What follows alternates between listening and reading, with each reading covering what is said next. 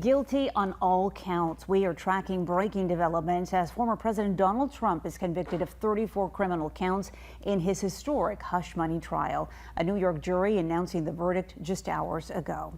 Good afternoon. I'm Graciela Moreno. And I'm Dale Yerong. Donald Trump is now the first president in U.S. history to be tried and convicted of crimes.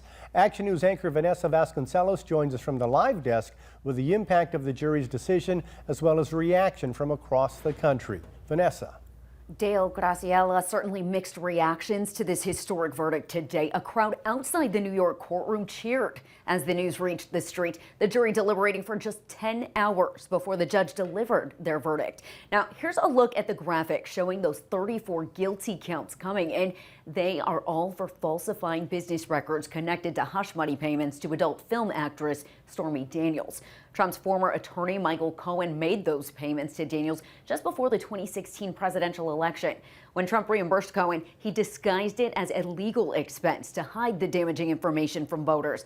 The former president denies the encounter with Daniels and maintains he did nothing wrong. He pleaded not guilty to all of the charges.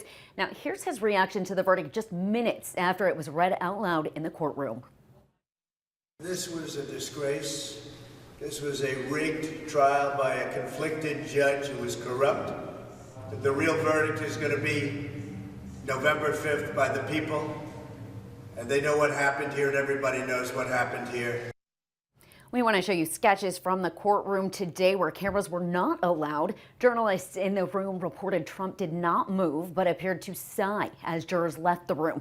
The trial began in April. Prosecutors called 20 witnesses to the stand, including Cohen and Daniels.